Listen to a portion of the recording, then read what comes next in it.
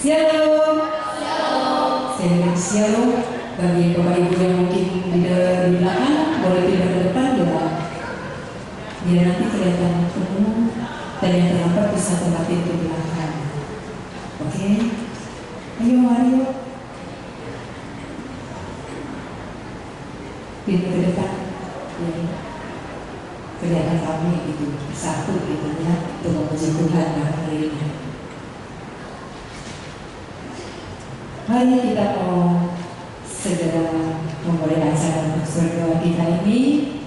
Malam hari ini kita akan dilayani oleh Ibu Angela Mercy Bumi dengan tema mengenal kasih Allah. Pada tahun 2024 ini kita sudah masuk ke 22 hari. Apakah kita masih bersyukur kepada Tuhan? Pasti kita bersyukur karena Tuhan kita sangat baik bagi kita. Mari saya dan kita bangkit berdiri. Kita memuji Tuhan karena kita tahu Allah kita yang sangat baik. Kita mau bersyukur memuji Dia. Kita mau datang dengan sukacita. Kita katakan datang ke hadirat Tuhan dengan hati yang penuh sukacita.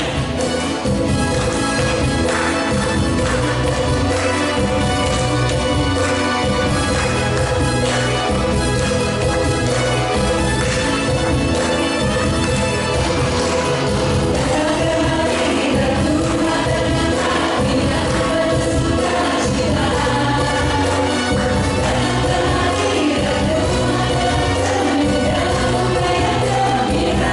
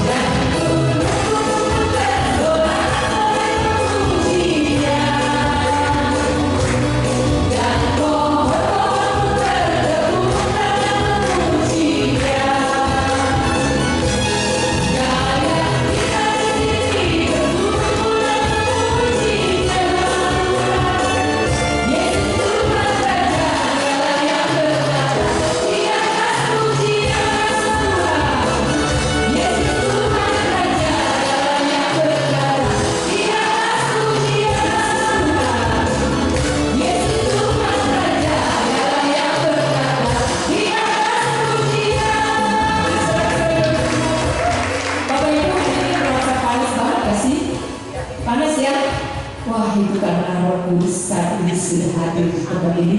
Jadi kita kebakar jadi panas ya. Nah, kita coba mulai ke kiri dan kanan ke teman kita katakan shalom, sampai jumpa di tempat ini. Kita boleh bersama-sama memuji Tuhan. Berikan senyum yang paling indah. Ya, dari tadi saya lihat senyumnya gak ada tuh gitu loh. Ya, berikan senyum paling indah karena kita tahu saat ini kita mau satukan hati kita dan roh kita boleh menyatu dan Tuhan boleh mempersatukan kita semua untuk memuji dan memuliakan Dia.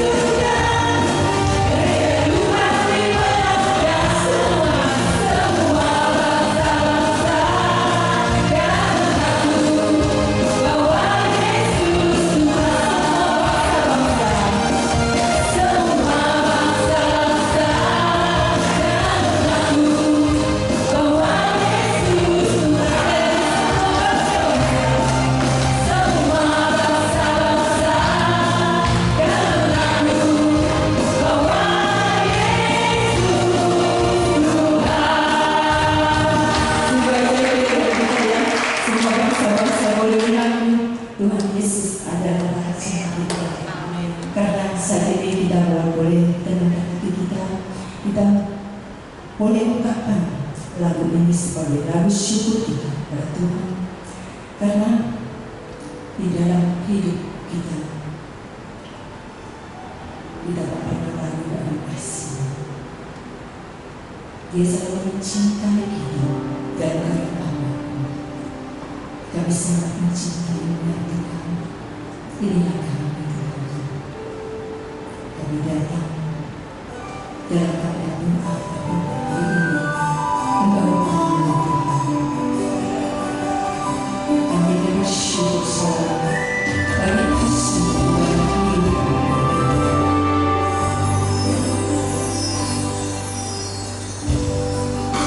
Bersyukur selalu bagi kasih-Mu di dalam hidupku.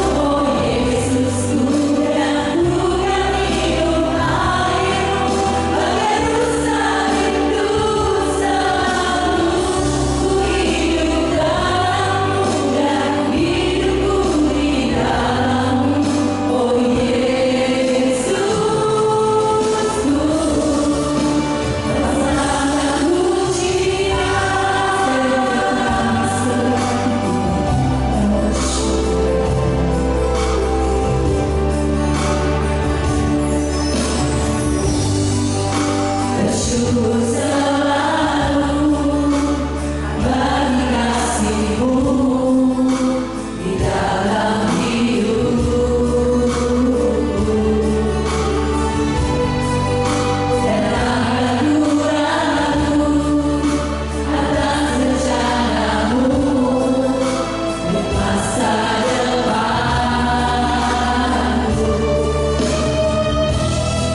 Sebagai Bapa yang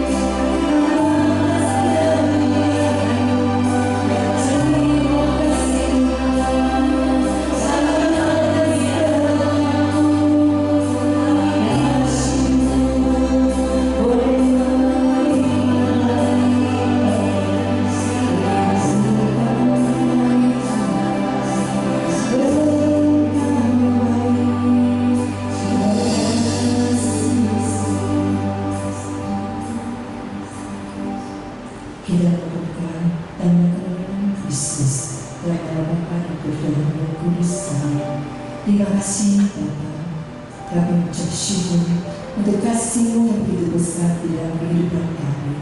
Engkau memberkati kami dari pagi hingga sore hari ini, sehingga malam hari ini Tuhan kami boleh berada di tempat ini karena kasih kemurahan-Mu. Kami boleh mengenal Engkau, Allah yang sangat kami, sungguh baik dan teramat baik bagi kami. Apapun keadaan kami hari ini Tuhan, kami datang dengan berbuat berat, letih lesu, apapun yang ada persoalan dalam hati kami Tuhan, Engkau yang tahu. Biarlah hari ini Tuhan, Engkau melihat setiap kelegaan yang boleh terjadi di tempat ini. Mujizat-Mu Tuhan, hari demi hari masih boleh terjadi, terutama di tempat ini Tuhan. Kami percaya saat ini setiap hati yang datang mempunyai kerinduan Tuhan untuk mendengarkan firman-Mu, untuk boleh memuji Engkau dan memuliakan nama-Mu. Engkau berkati kami Tuhan, bicara kami dari awal hingga akhir, biar kasih-Mu boleh ada di tempat ini dan menaungi setiap ruangan ini Tuhan. Engkau kuduskan setiap yang boleh kami pakai. Engkau kuduskan terutama hati kami yang paling dalam Tuhan. Semua ini kami serahkan dalam tangan-Mu, Engkau Allah yang Maha Kuasa, untuk kini dan semenjak segala masa. Amin. Bapak Ibu, kita tahu Tuhan itu amat dahsyat karena kita percaya, karena Dialah kekuatan kita. Maka kita mau mengucap syukur, kita katakan Tuhanlah kekuatan dan mazmurku dan gunung batuku.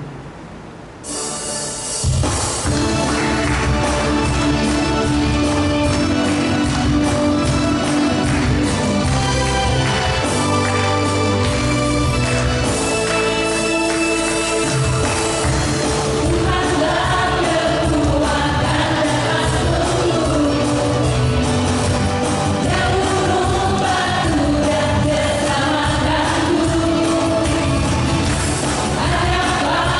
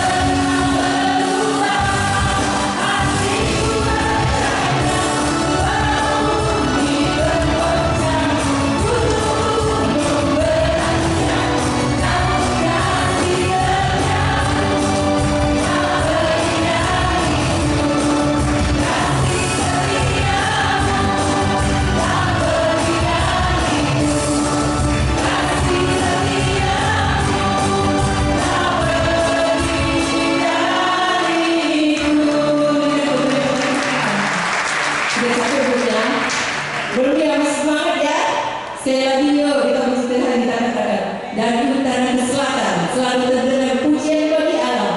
Bahkan dari barat sampai ke timur, nama Yesus selalu disanjung tinggi.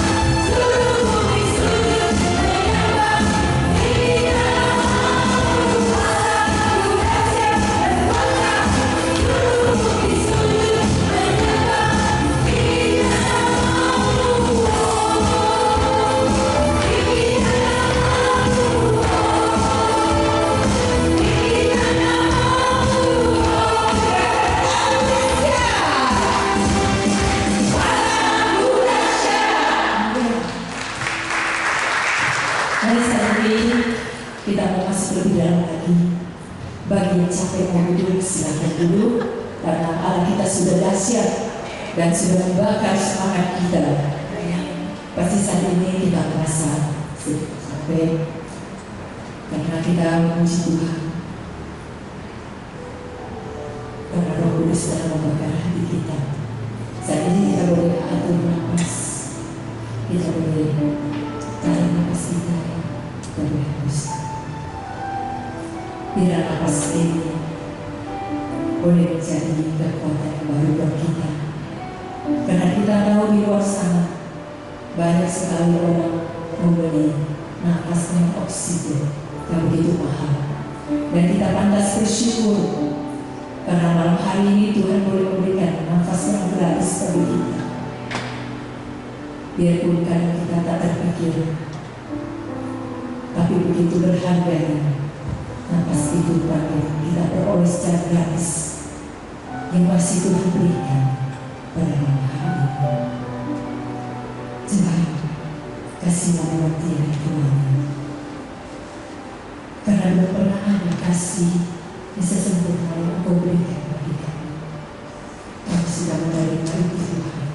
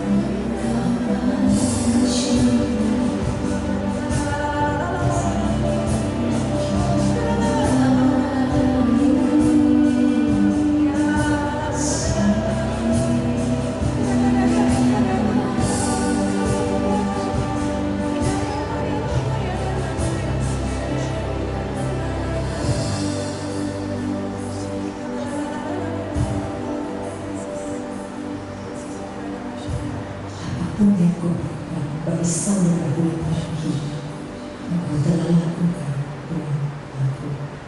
Terima kasih Yesus.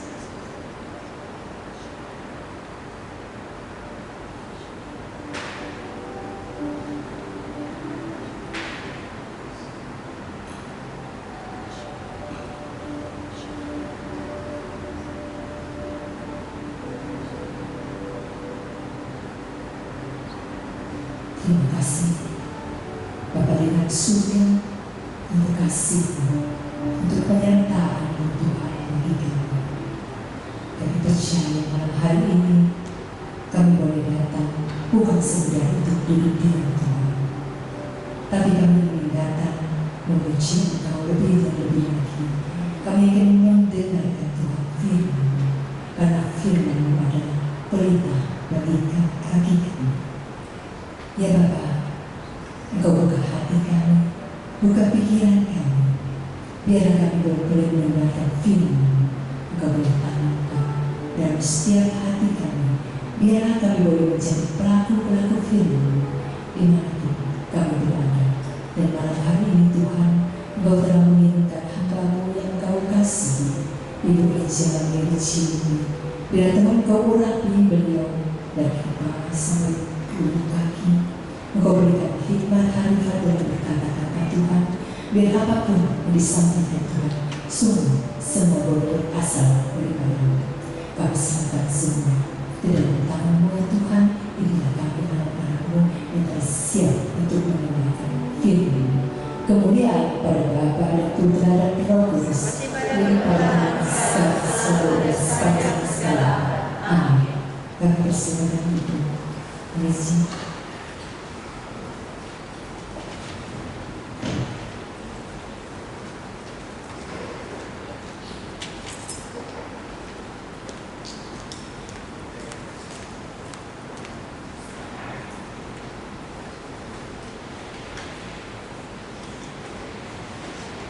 Shalom Bapak Ibu yang terkasih, apa kabar? Baik, luar biasa. Tapi nadanya gak semangat ya, padahal tadi tim ujian udah menyemangati kita dengan luar biasa. Apa kabar? Baik, luar biasa. Sebelumnya apresiasi dong buat tim ujian. Kita dari babak pertama sampai penyembahan kita merasakan ada hadirat Tuhan ya menyelimuti kita, sehingga hati kita rasanya tenang dan damai. Amin. Sebelumnya, kalau nggak kenal kata pepatah maka kenalan tuh ya. Maka kenalan ya.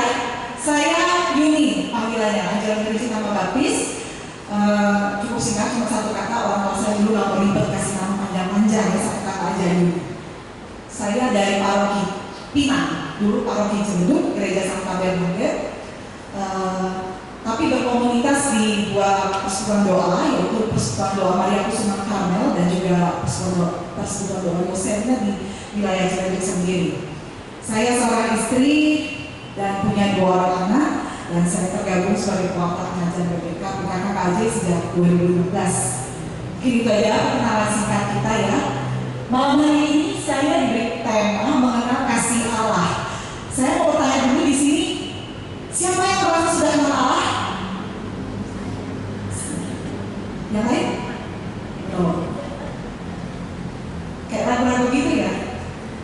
Siapa yang merasa sudah kenal Allah? Ya. Apakah sudah sungguh-sungguh kenal sepenuh-penuhnya Allah?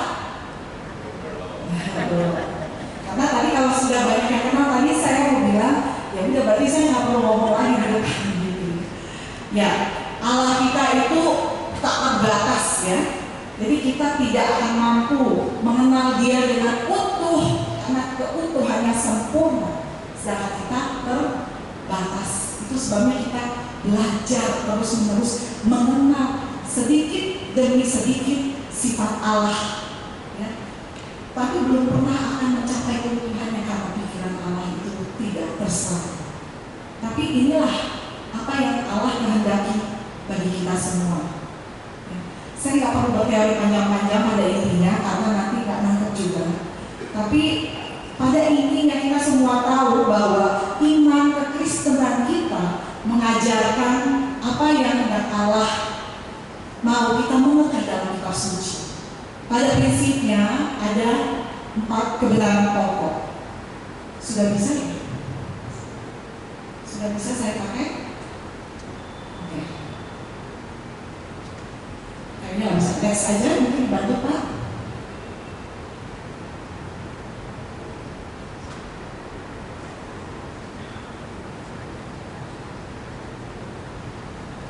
Bisa? Sambil menunggu ya. Pada prinsipnya kita tahu dalam iman kekristenan kita mengenal ada 4 kebenaran pokok yang kita diajarkan ya. Dari mulai kita kecil, mungkin kita sekolah, kita di sekolah Katolik. Mungkin saya tanya dulu, ada yang sudah dibaptis dari bayi? Berapa banyak? Iya. Oke. Baptis dewasa berarti sisanya ya? Ya. Ada yang belum dibaptis? Tidak. Oke, berarti semuanya rata-rata banyaknya baptis dewasa. Nah, saya juga Bapak Ibu kecil belum jadi Katolik karena orang tua bukan Katolik, tapi saya sekolah di sekolah Katolik.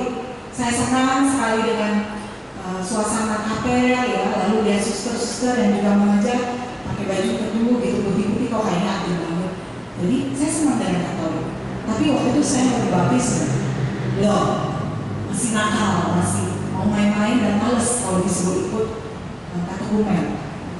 Tapi dari kecil sudah ada pelajaran agama, jadi kita tahu kebenaran pokok yang pertama ada 4 ya dalam iman kekristenan kita. Ada 4 kebenaran pokok. Yang pertama adalah kita tahu Allah itu mencintai kita dan ingin kita hidup bahagia. Ayatnya Yohanes 10 ayat 10b. Kita baca sama-sama, kelihatan ya? 1, 2, 3. Aku datang supaya kamu hidup dan mempunyainya dalam segala kelimpahan. Nah ini kata janji Allah sendiri, aku datang supaya kamu hidup dan mempunyainya dalam segala kelimpahan. Pertama kali dalam kitab Kejadian Tuhan menciptakan seluruh alam semesta, kita tahu manusia itu diciptakan ketika semuanya itu sudah jadi. Ya, alam sekitar sudah ada, ya. Manusia itu tinggal mengolah dan juga menikmati. Semuanya sudah disediakan oleh Allah. Harusnya manusia bahagia. Tetapi kenyataannya tidak demikian. Kita tahu bahwa kebenaran pokok yang kedua, manusia itu jatuh ke dalam dosa dan kemudian terpisah dari Allah. Dan keadaan terpisah dari Allah ini membuat manusia itu nggak bisa hidup bahagia, nggak bisa merasakan kasih dari Allah, sehingga bagaimana dia juga mau membagikan kasih itu kepada orang lain, karena dia nggak pernah mengenal. Saya pernah dengar cerita dari satu orang kenalan saya yang mungkin punya dari kecil udah ditinggal ayahnya, tapi jadi hidupnya bermasalah sehingga dia tidak bisa merasakan kasih seorang ayah itu seperti apa. Jadi ketika berumah tangga tanpa disadari itu timbul problem, ulah-ulah yang tidak dia sadari sendiri, cekcok dengan suami sehingga akhirnya menimbulkan banyak sekali masalah di dalam rumah tangga. Cuma karena masalah sebenarnya dia minta dikasih, ya. Mirip dengan kisah saya, tapi nanti saya ceritakan siapa saya ya. Jadi manusia tidak bisa merasakan kasih Allah karena ada dosa, sehingga dia hidupnya tidak bisa bahagia. Kadang-kadang dia mungkin menyakiti dirinya sendiri tanpa disadari dan juga menyakiti orang lain. Itu kenyataannya, ya. Ayatnya dalam kitab suci Roma 3 ayat 23. Karena semua orang telah berdosa dan telah kehilangan kemuliaan Allah. Kita yang harusnya mencerminkan kasih Allah, wajah Allah, gambar dan rupa Allah, enggak demikian ternyata. Kita egois, kita mau menang sendiri, yang mana itu bukan sama sekali sifat-sifat dari Allah. Nah, tapi kita tahu bahwa Allah tidak tinggal diam. Tanda bahwa dia mengasihi kita masih dia berikan walaupun kita jatuh dalam dosa, yaitu kebenaran pokok yang ketiga, Pak. Silahkan. Yang ketiga, next. Ya, Allah mengutus Yesus putranya untuk menyelamatkan manusia. Yohanes 3 ayat 16 kita baca 1, 2, 3. Karena begitu besar kasih Allah akan dunia ini, Sehingga dia telah mengaruniakan anaknya yang tunggal supaya setiap orang yang percaya kepadanya tidak binasa, melainkan beroleh hidup yang kekal. Nah, ini tanda bukti. Tadi saya sudah bilang bahwa manusia akhirnya terpisah dari Allah, dia harus berjuang sendiri. Usaha-usaha yang dilakukan manusia itu banyak. Contohnya kita hidup sekarang ya. Kita kadang-kadang susah keuangan, ya. Kita kadang sakit, lalu kita tidak mengalami kebahagiaan di rumah atau keluarga. Itu macam-macam. Lalu kita menempuh pendidikan setinggi-tingginya supaya kita bisa bahagia. Saya waktu lagi kecil tuh sekolah, mama saya selalu utamakan pendidikan karena kakek saya itu guru ya. Terus mama saya sendiri dulu sekolahnya cukup tinggi. Jadi anak-anak juga dididik demikian. Kamu harus sekolah tinggi, harus sampai sarjana, supaya kalau udah sarjana kamu punya titel, kamu bisa kerja dengan gaji yang lumayan.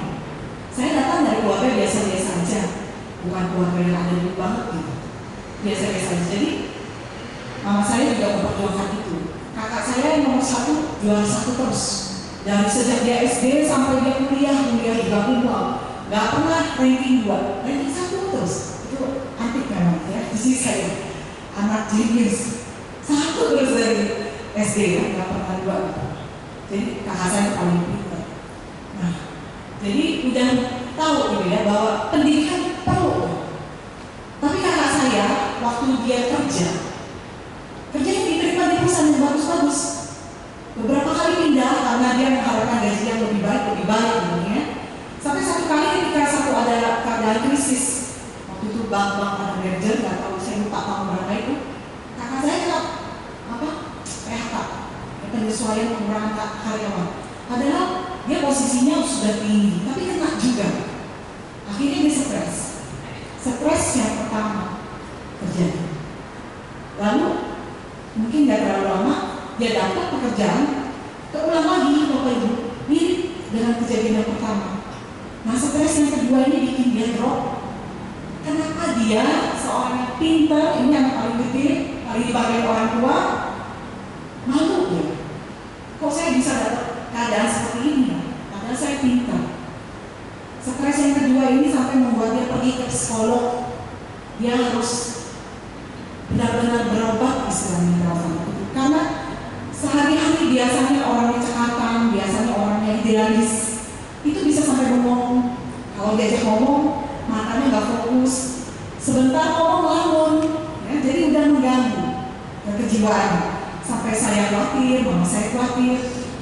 Sampai akhirnya mama saya bilang, kamu mau apa sih supaya kamu bisa baik lagi, normal lagi, biar mama turutin deh maunya apa. Ini pelajaran bahwa ternyata pendidikan yang tinggi, karir yang bagus yang dialami oleh kakak saya tidak abadi, tidak memberi kebahagiaan. Siapa yang nyangka gitu kan? Dan cukup lama itu dia pemulihannya. Singkat cerita dia sambil berobat ke psikolog, dia juga didoakan perlahan sembuh. Tapi ini jadi pelajaran buat kami keluarga melihat kenyataan seperti itu.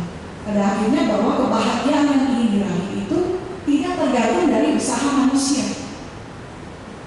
Apalagi contoh yang lain, kita bisa sebut orang yang sakit benar-benar ingin sembuh, tidak salah untuk mencari kesembuhan.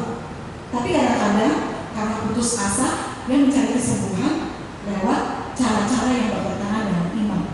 Akhirnya malah bikin kacau. Sehat atau sakit itu sebenarnya bagi kita harus tetap membuat satu ujian iman. Ya.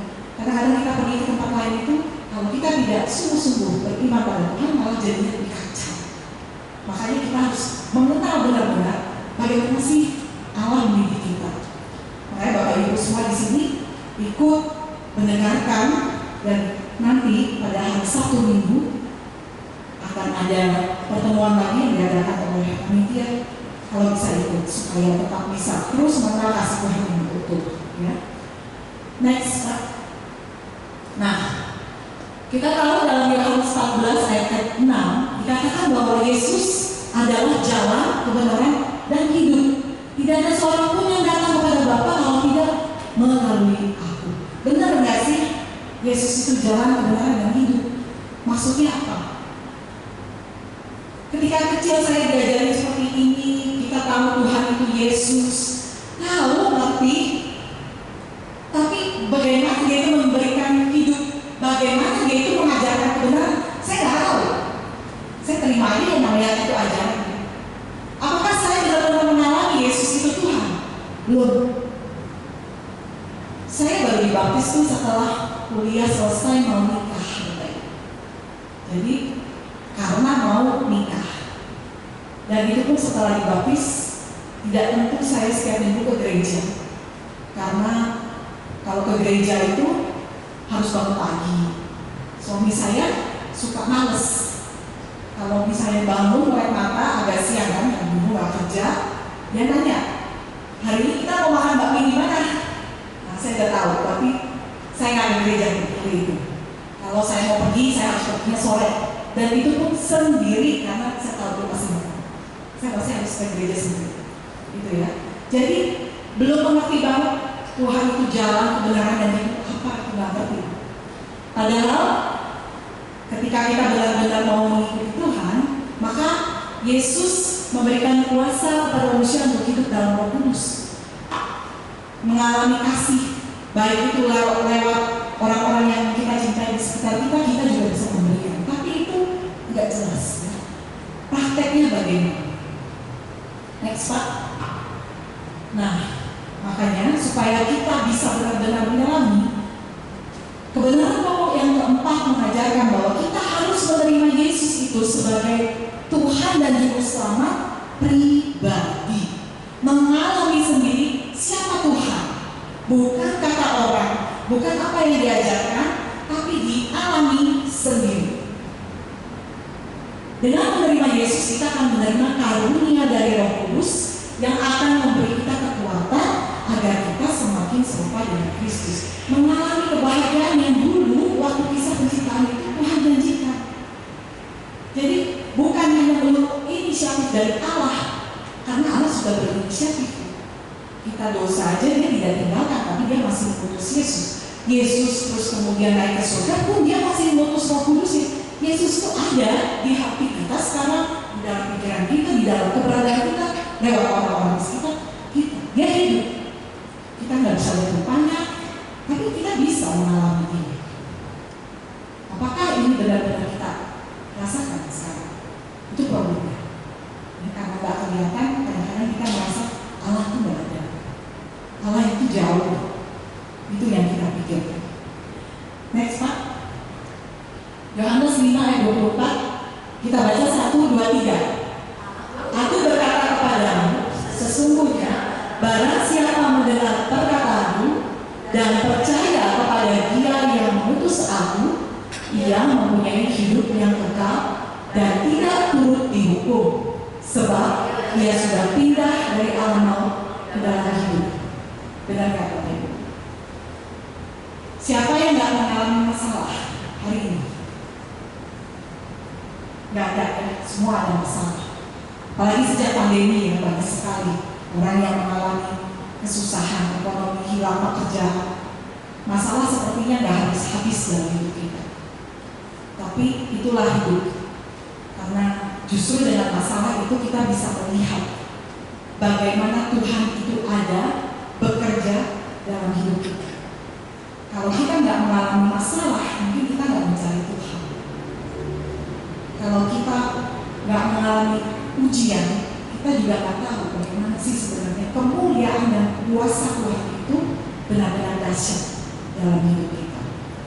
Bapak Ibu yang terkasih, saya juga mengalami masalah itu baru ikut Tuhan. Tadi saya sudah ceritakan, saya kecil bukan dibaptis dari lahir, tidak kenal Tuhan karena orang tua bukan dari Katolik.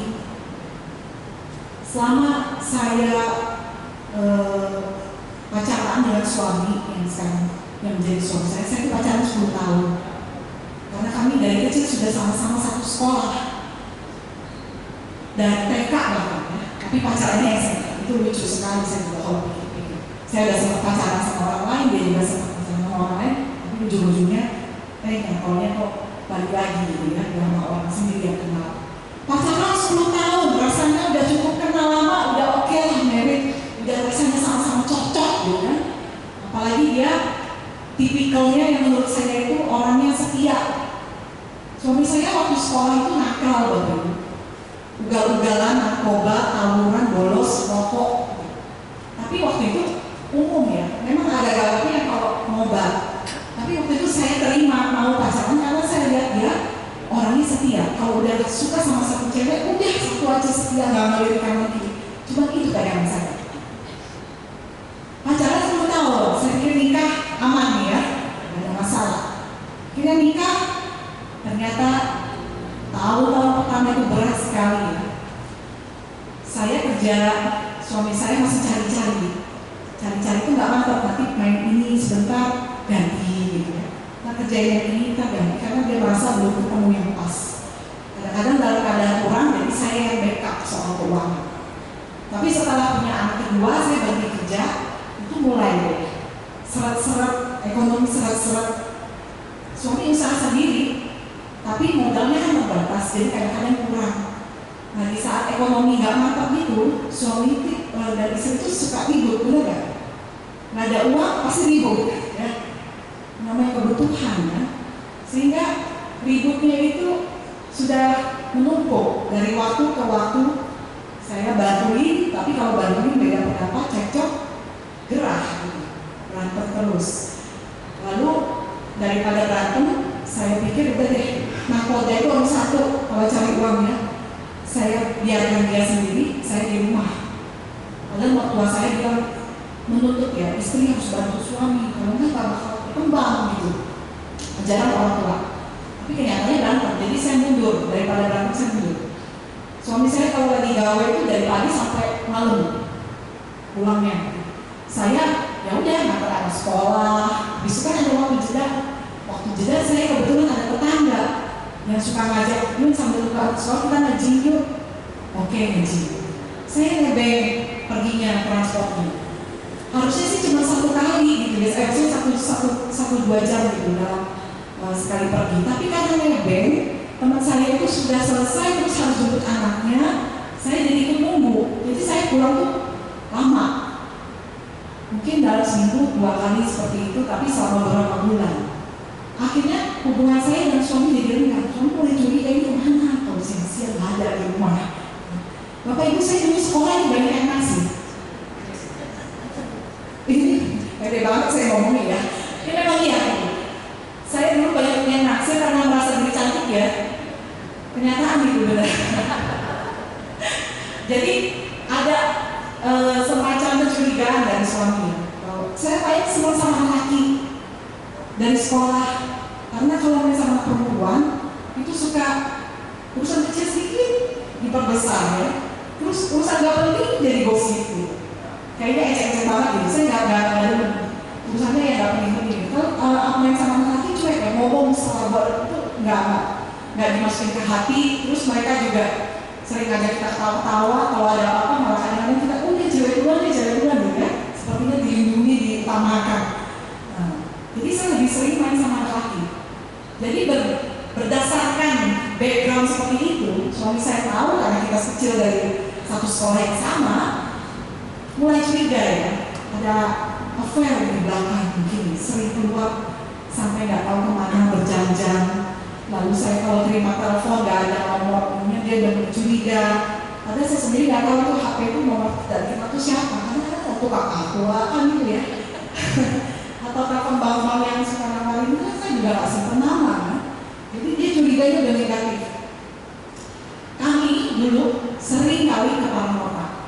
Waktu suami saya itu usahanya jatuh bangun, sering ke paranormal karena orang tua juga nyuruh ke tai Pak A, tai Pak B, sampai yang di luar kota. Udah biasa bagi kita kan. Kalau lagi usaha seret, apa yang harus dilakukan? Nah, waktu saya dicurigai seperti itu, kami ribut besar sampai akhirnya saya singkat cerita itu mau cerai ya. Karena saya dituduh selingkuh. Saya marah. Dari mana dasar pemikiran dia kalau saya selingkuh? Buktinya apa? Saya marah, tersinggung dan sebagainya. Ribut terus, jadi akhirnya suami saya ngajak mantan saya, ayo pergi ke paranormal. Bener apa enggak dia juga mau tahu. Karena gak ada saksi, gak ada bukti gitu kan. Tapi kok begini saya? Dari marah Bapak Ibu, lalu akhirnya saya oke deh ikutin, karena ternyata dari situ suami saya mulai gak bisa tidur berbulan-bulan. Usaha juga ya masih berjuang, tapi tambah istri begini gitu kan. Jadi dia gak bisa tidur, badannya sampai kurus. Saya jadi kesian. Jadi marah saya meredak sedikit. Saya bilang, kamu maunya apa? Ya udah saya ikutin deh, yang penting kamu happy. Bahkan kalau kamu mau cerai ya sudah deh, saya siap. Yang penting kamu jangan sampai kayak begitu. Itu pikiran saya. Jadi saya ikutin maunya dia. Kita pergi ke paranormal. Paranormal bilang saya sudah pernah punya anak dari orang lain. Lalu yang kedua, oh ya saya di tempat gym itu ada yang suka tuh. Gitu. Tambah begitu kan dengarnya suami saya tambah begini kan. Lalu yang lain lagi ngomong aneh-aneh. Sampai beberapa orang. Suami saya juga dan yang begitu masih gak ini. Setiap hari curiga, saya sampai sedih, nangis. Karena saya pikir, aduh kok begini ya. Sampai satu kali puncaknya Bapak Ibu, ketika sudah hanya berapa orang, dia masih gak puas, dia ajak saya ke satu tempat sembahyang. Dan saya ikut aja karena ya udah kalau itu maunya. Saya ikuti, dia minta saya berdoa seperti ini. Saya minta, intinya saya ucapin begini. Kalau kamu jujur, kamu selamat. Tapi kalau kamu bohong, kamu mati. Dan minta saya ngomong begitu di tempat itu ya. Saya sedih, kaget. Kok dia minta saya ngomong begitu? Berarti dia mau dong saya mati gitu. Kalau memang ternyata begitu kan maksudnya. Sedih banget. Tapi saya ikutin karena udah Bapak Ibu udah itu kayak berbulan-bulan udah kayak di neraka ya. Sepanjang hari itu pusing aja bawaannya. Suami saya pusing aja, duduk sebentar bisa berantem. Nggak sampai 1 jam bisa ribut. Dan itu berbulan-bulan. Pergi lagi ke satu tempat, dia bilang saya sembahyang. Saya sembahyang tadi kan seperti itu, saya diminta sumpah. Mati urusannya kan. Itu udah bikin saya sedih. Lalu yang kedua, dia juga sembahyang berdoa. Ternyata ini tahunnya belakangan, ternyata dia berdoa begini, Jamsi ya, kalau istri saya bohong, keluarin nomor jelek. Kalau istri saya benar, keluarin nomor bagus. Cek, keluar ya, nomor ya. Dan nomor berapa? 13. Kenapa? 13 bagus jelek? Jelek ya. Saya dulu dekat sekali orang-orang juga dari orang tua ya, mumpung popo gitu, 13. Tapi saya sendiri lahir 13 gitu. Dan suami saya kaget ya, bagi saya nggak mau itu jelek, bukan angka sial, tapi buat dia jelek ya. Saya sedih begitu itu keluar, saya langsung duduk lemes ya di lantai itu lemes, nangis-nangisnya. Kenapa? Ketika saya mengikuti apa yang dia mau itu, saya ikuti karena saya menghormati tempat itu sebagai tempat yang diimani oleh orang yang berbeda keyakinan ada Tuhan di situ. Saya nggak punya saksi kalau saya itu nggak selingkuh. Saya nggak bisa meyakinkan suami saya, tapi saya berharap Tuhan katanya Maha tahu. Saya ikuti, tapi kenapa kenyataannya keluar seperti itu? Siapa yang bisa bela saya? Di situ saya nangis. Kalau begitu, di mana Tuhan? Apa Tuhan benar-benar ada? Kalau dia ada, kenapa saya nggak berbuat? Tapi kenyataannya menunjukkan saya ini berbuat salah. Siapa yang bisa bela saya? Di titik itu Bapak Ibu, saya memutuskan saya mau mencari Tuhan yang saya tahu, yaitu ke gereja Katolik. Udah capek muter-muter, ngomong semua nggak benar, salah mau percaya mau nggak, tapi saya mau kembali ke gereja saya aja yang saya tahu. Saat itu saya belum kenal ya, saya belum mengalami Tuhan Yesus. Saya berdoa, dari yang jarang berdoa akhirnya berdoa kan, kepepet, namanya udah kena masalah, mentok baru mencari Tuhan ya. Lalu nggak berapa lama setelah niat saya itu saya simpan dalam hati dan saya bawa dalam doa. Ada tetangga saya yang nawarin satu flyer isinya semua. Saya nggak ngerti itu apaan ya. Bagus Yun, bagus. Ikut aja. Ya udah. Kalau bisa berdua Yun sama laki lo. Aduh, mikir ya. Ngajak ke gereja aja nggak mau. Sebelum seminar. Tapi ya coba aja. Saya nggak langsung nawarin. Tunggu lihat mungkin dulu bagus ya. Pelan-pelan baru nyodorin. Disimpan tuh sama suami saya. Dia nggak bilang mau langsung. Disimpan dulu. Berapa hari kemudian baru bilang, oh iya. Akhirnya kita jadi berdua. Puji Tuhan bisa berdua. Waktu pertemuan pertama saya dengerin pengajar ngomong. Saya ngomong aja. Saya baru tahu loh yang saya lakukan itu semuanya salah. Saya baru tahu yang saya lakukan itu dosa. Ya nanya-nanya paranormal, ya pegang-pegang jimat, ngomong kasar gitu ya sama suami, nyumpah gitu ya. Salah. Oh pantesan hidup saya nggak bahagia. Akhirnya sesi demi sesi saya ikuti berdua suami sampai tiba saatnya nanti ketika mengalami jamaah Tuhan sendiri ya. Saya mengalami kasih Tuhan yang luar biasa. Ini hati seperti disiram air Bapak Ibu.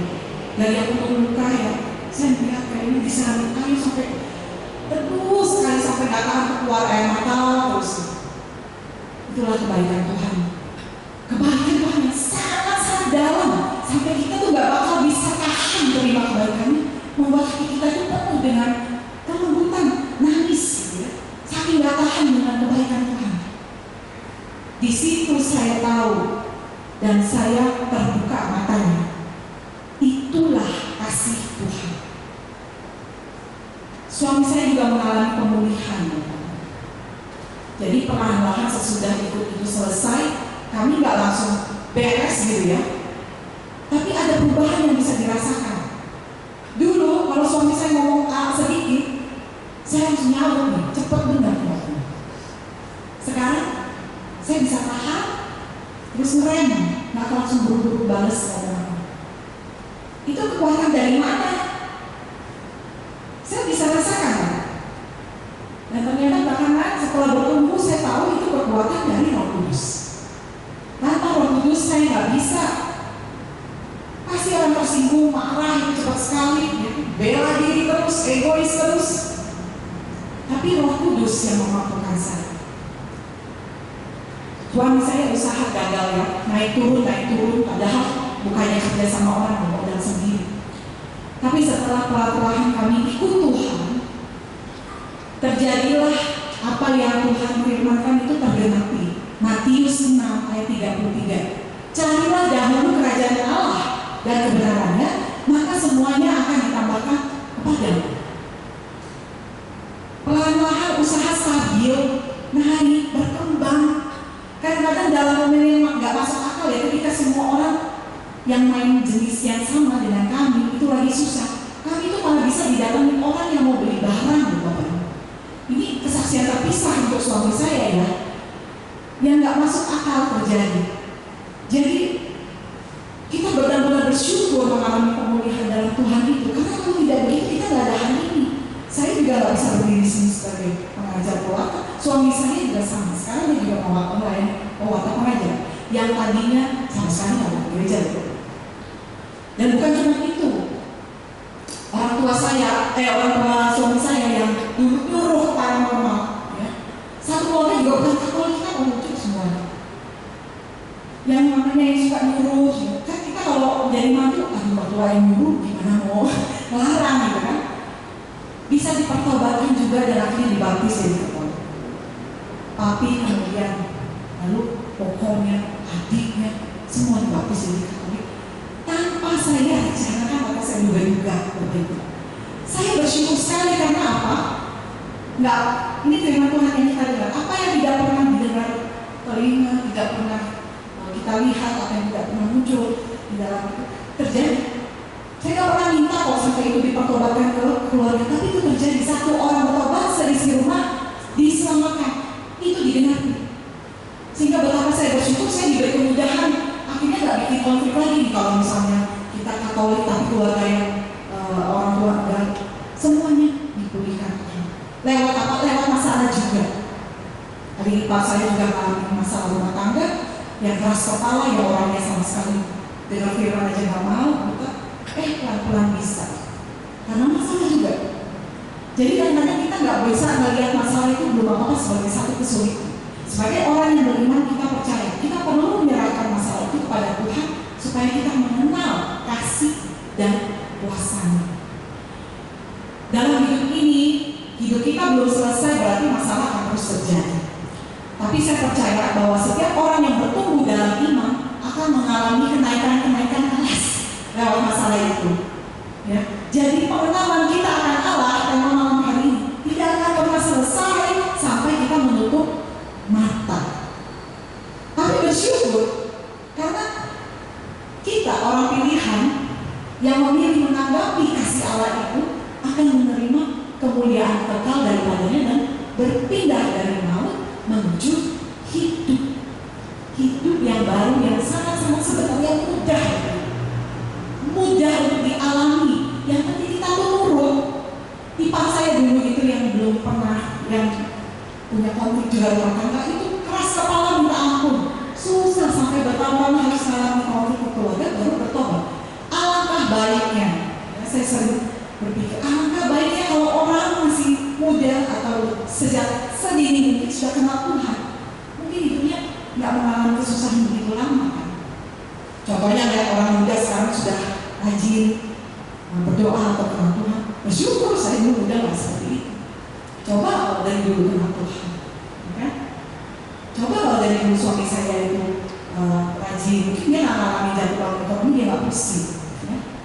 Pokoknya urusan cari duit itu selalu kan jadi problem bapak-bapak ya. Namanya karena dia kepala keluarga, dia yang harus menghidupi kan. Setelah melihat kami bertobat, mengalami pemulihan dan hidup lebih bahagia daripada sebelumnya, orang-orang bisa melihat di sekitar. Makanya keluarganya bisa ikut. Sampai sekarang puji Tuhan ya, boleh dikata secara keseluruhan keluarga besar ini benar-benar mengalami damai sejahtera. Tapi bukan berarti ada masalah. Tapi kami sakit keras, dan itu juga masih membuat dia jatuh bangun dalam iman. Tapi akhirnya toh dia bisa pergi dalam damai. Dirinya sudah berdamai dengan Tuhan. Dan banyak sekali kalau kita mau akui keterlibatan Tuhan dalam setiap langkah-langkah kita, baik itu hidup pribadi maupun keluarga di sekitar kita. Karena kita dikit-dikit doa gitu. Suasana menjadi lebih baik. Maka Bapak Ibu, pertemuan ini tidak selesai sampai di sini. Kalau ada undangan dari Tuhan yang Anda rasakan di dalam hati, nanti panitia mungkin akan memberikan informasi lanjutan. Jangan lewatkan. Alami terus kasih Tuhan, alami terus kuasanya. Karena tanpa Tuhan hidup kita tidak akan bahagia. Hidup bahagia adalah cita-cita kita semua, dan kebahagiaan itu hanya bisa kita raih bersama Tuhan. Terima kasih. Tuhan memberkati kita semua. Amin. Saya undang kita semua sehat bangkit berdiri.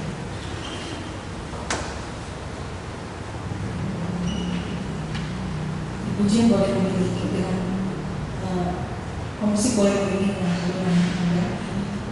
Wujud-wujud doa yang terkumpul dalam kotak ini adalah sebuah tanda penyerahan diri, bahwa kita tidak bisa meraih segala sesuatu yang kita inginkan tanpa campur tangan Allah, atau bahkan kita tidak tahu apa yang baik buat kita, tetapi Allah lebih mengetahuinya sehingga kita perlu memohon kepadanya. Maka pada saat ini mari kita sama-sama berdoa. Karena 2-3 orang yang berkumpul di dalam nama Tuhan, jika mereka sepakat maka Tuhan akan mengabulkannya. Kita tumpahkan tangan ke arah kotak-kotak surat ini.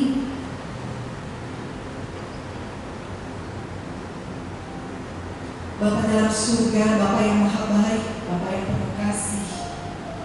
Terima kasih Bapa, malam hari ini Engkau telah memberikan kami pencerahan. Hidup kami ada di dalam kami. Kebahagiaan kami ada bersama dengan Engkau. Dan Engkau tahu bahwa kami berjuang mati-matian dalam hidup kami di dunia ini, karena kami masih menjadi manusia fana, penuh dosa, seringkali jatuh di dalam dosa-dosa kami sehingga kami terpisah dan menderita. karena jauh daripada. Maka Tuhan dengan rendah hati pada saat ini kami menghadap kepadamu.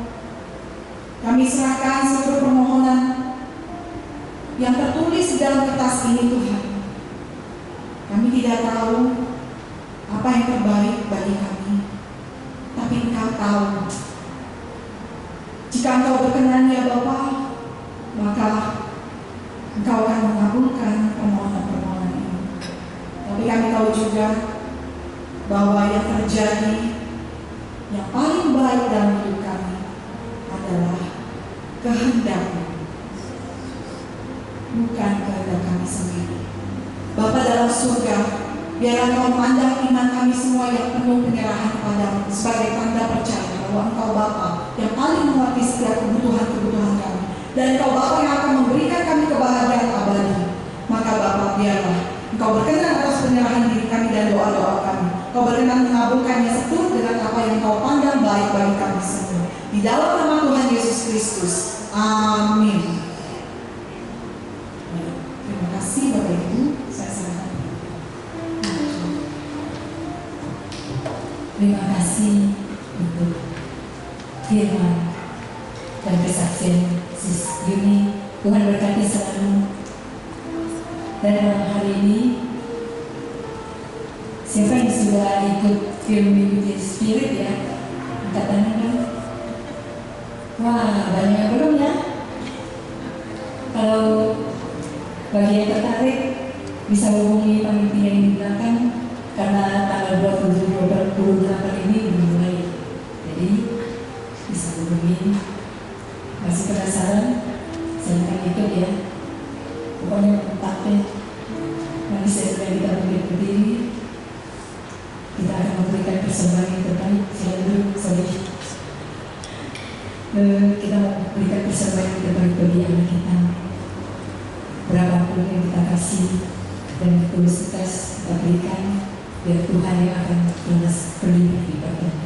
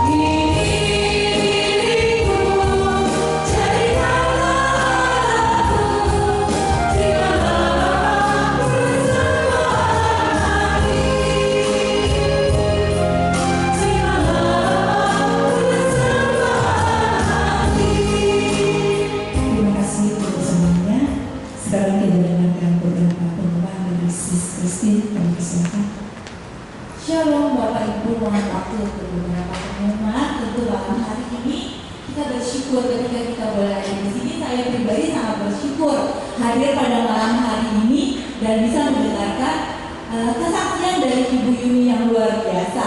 Siapa yang merasa diberkati pada malam hari ini luar biasa? Terima kasih Ibu Yuni. Tuhan pakai terus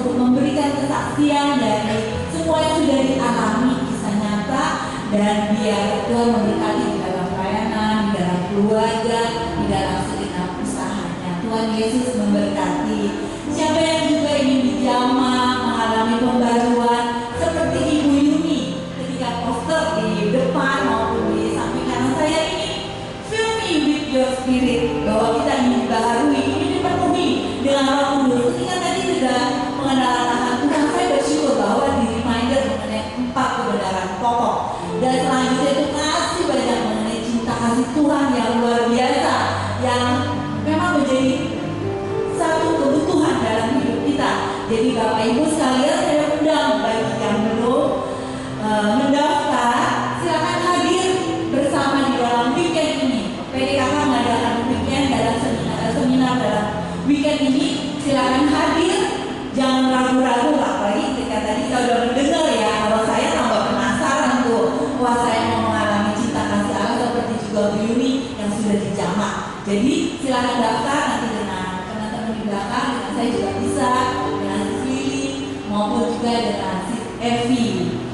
Baik, lalu untuk hari Senin yang akan datang tanggal 29 Januari, karena tidak berasa ya bahwa Senin yang akan datang adalah minggu terakhir di dalam bulan Januari, dan tentunya bangsa dan negara kita akan semakin mendekati untuk pemilu. Bagi kita semua, kita wajib, kita juga ikut mendoakan bangsa dan negara kita biar shalom dilepaskan buat bangsa negara kita, untuk pemilu dapat berjalan dengan baik, aman, lancar, damai, biar semua kita campur tangan Tuhan dan kita semua hadir bersama-sama dalam doa dan pujian untuk negeriku Indonesia tercinta yang akan dibawakan oleh Bro George Anselo Ganda. Kami undang Bapak Ibu, ajak teman, ajak saudara. Lalu untuk Kombas, komunitas Basil, di mana di situ kita sama-sama bersharing, saling mengenal lagi. Untuk firman Tuhan diadakan setiap hari Kamis jam 19, masih diadakan secara online. Jadi bisa menghubungi Sis Ula. Mungkin Sis Ula yang di belakang, silakan bagi berdiri, nanti bisa menghubungi Sis Ula. Lalu apa itu apa? Yaitu asiknya membaca Alkitab. Karena kita semua setiap hari perlu firman Tuhan. Ketika setiap hari kita perlu makanan jasmani, kita perlu makanan rohani. Jadi kita belajar bersama-sama untuk membaca firman Tuhan, hanya 2 bab dalam 1 hari, dan kita di situ sama-sama menguatkan, tidak ada sharing. Jadi kita hanya membaca saja dan lapor. Silakan masih belum hubungi Pula juga yang di belakang sana untuk ayo kita sama-sama membaca. Jangan bilang saya udah terlambat, udah telat, udah sampai Timotius, nggak apa-apa. Mulai aja dari Timotius daripada tidak sama sekali. Persembahan kasih Bapak Ibu silakan dari selain kota-kota yang tadi sudah diedarkan. Bapak Ibu yang tergerak untuk transfer dalam minggu ini atau setelah ini, silakan dapat di transfer ke rekening BCA atas nama Julia Budianto. Nomor rekening 241 0058 084. Untuk wujud doa, Bapak Ibu, selain kotak-kotak yang setiap hari Senin ini, kita juga ada wujud doa yang dibawakan bersama seluruh tim dalam pertemuan tim setiap hari Rabu. Wujud doa dapat disampaikan melalui WA 0896 1111397 dan kami bawakan setiap doa syafaat setiap hari Rabu. Lalu berbagi konsumsi dari Bapak Ibu sekalian untuk kita semua, silakan bawa yang ingin membawa dalam kurban syukur, ingin berbagi dari dalam ulang tahun atau hal apapun juga bisa silakan hubungi Sis Vina di 0858 900 83 889. Dan terakhir sekali lagi silakan Bapak Ibu untuk bersama-sama kita sama-sama hadir di dalam seminar weekend ini. Ajak teman, ajak saudara, ajak keluarga untuk bersama-sama mengalami pembaruan, mengalami jamaah dari Roh Kudus. Terima kasih, Tuhan Yesus memberkati. Silakan Kristina. Ya, terima kasih Sis Christine untuk pengumumannya. Mari saya dan kita bagi berdiri, saya untuk Ibu Yuni untuk berdoa penutup.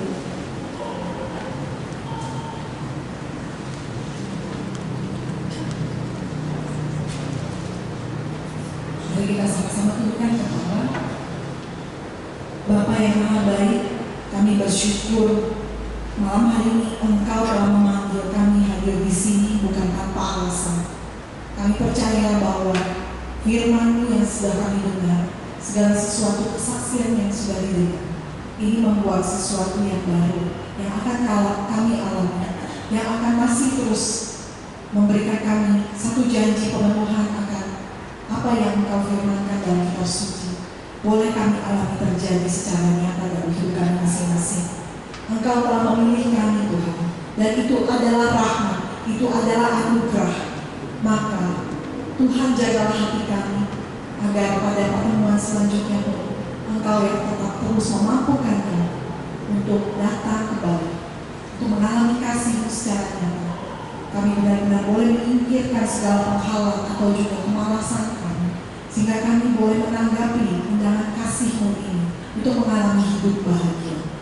Ya Bapa, berkatilah juga sahabat-sahabat kami yang malam hari ini, karena satu dan lain kami tidak bisa hadir, biarlah kasih karunia-Mu juga selalu menyertai mereka, karena mereka juga adalah orang-orang yang kami kasih dan Engkau kasihi.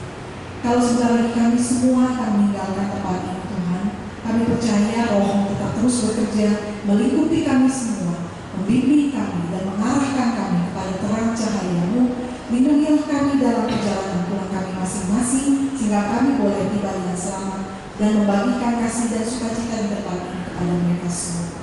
Kami serahkan seluruh diri kami ke dalam tangan kasih-Mu, sebab Engkau Tuhan dan Juru Selamat kami hingga sepanjang segala masa.